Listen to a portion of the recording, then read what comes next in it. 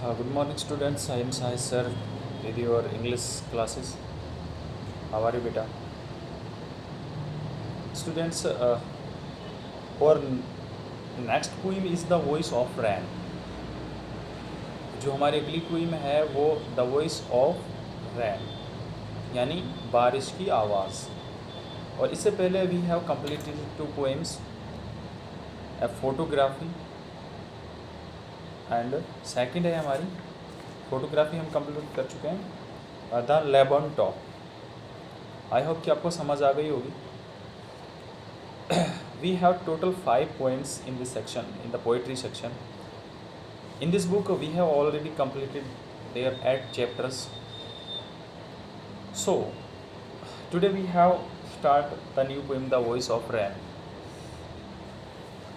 In this poem the writer of this poem Walt Whitman, और इस poem के अंदर उन्होंने एक बारिश का वर्णन किया है, किस तरह से बारिश होती है और वो जवाब देती है। जब कभी उनसे कोई क्वेश्चन करता है तो उनको आंसर देती है। तो ये बड़ा स्ट्रेंज है, अजीब है। उसी के बारे में ये पढ़ेंगे हम। देखिए, पोइम में मैंने आपको लास्ट टाइम भी बताया था कि इनकी थोड़ी इंग्लिश ना थोड़ा डिफरेंट होती है। जो हमारी सिंपल इंग्लिश होती है उससे थोड़ी डिफरेंट होती है। जैसे हमारी कविताओं में होती है ना, ब्रिज में, अवधी भाषा में, हरियाणवी भाषा में, ऐसे इनकी थोड़ी डिफरेंट होती है। तो वो कुछ वर्ड्स मैं आपको हाईलाइट करूँगा उनको। जैसे फर्स्ट स्टार्ट करते हैं, एंड हु आर्ट थू। अब हु आर यू हम कह सकते हैं ना, लेकिन यहाँ क्या रहेगा, हु आर्ट थू यानी आप कौन हैं। सेड आई मैंने कहा, टू द सॉफ्ट फॉलिंग स्वर। सॉफ्ट मतलब नरम, फॉलिंग माने गिरते हुए, और शावर का मतलब होता है फुहारे, जो बारिश की फुहारे पड़ते हैं उनको शावर बोलते हैं। तो मैंने बारिश के नरम गिरती हुई शावर को यानी फुहारों से पूछा कि तुम कौन हो। विच स्ट्रेंस टू टेल, उसने अजीब तरह से मुझे आंसर दिया। गिव मी आंसर, उसने मुझे आंसर दिया। एज हर ट्रांसलेटेड, उसका जो ट्रांसलेटेड है वो इस प्रकार है। क्या कहा उसने, I am the poem of earth, मैं इस धरती की कविता हूँ। Said the voice of the rain, बारिश की आवाज़ ने कहा, बारिश ने कहा। Eternal I rise impalpable out of the land and the bottomless sea. Eternal का मतलब होता है अनंत।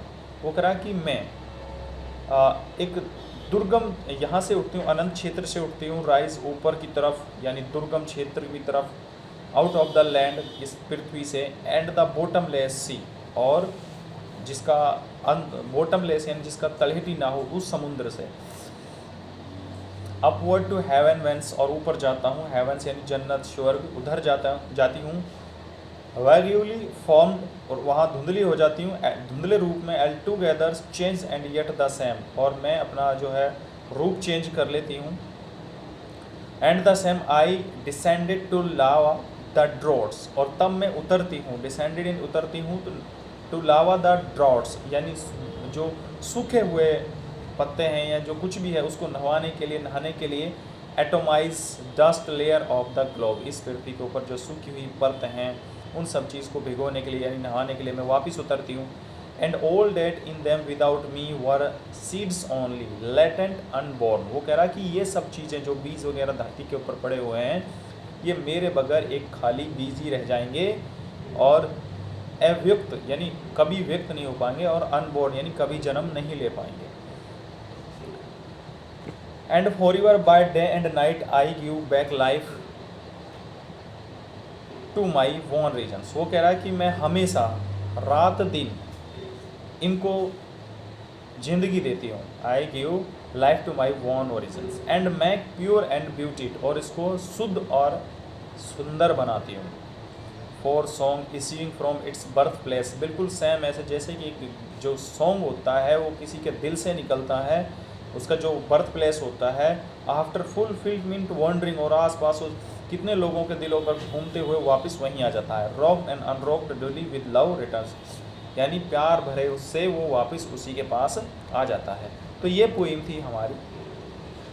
इसमें कुछ वर्ड मीनिंग है, जैसे इम्पेलेबल्स हमने पहले ही कहा था। इम्पेलेबल्स का मतलब होता है something date can not be touched, यानी ऐसी चीज़ जिसको हम टच नहीं कर सकते, यानी हमारी पहुँच से बाहर है।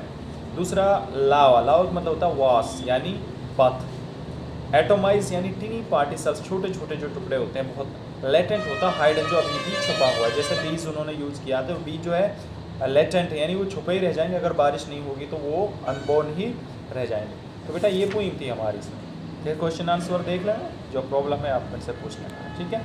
Thank you for your confidence.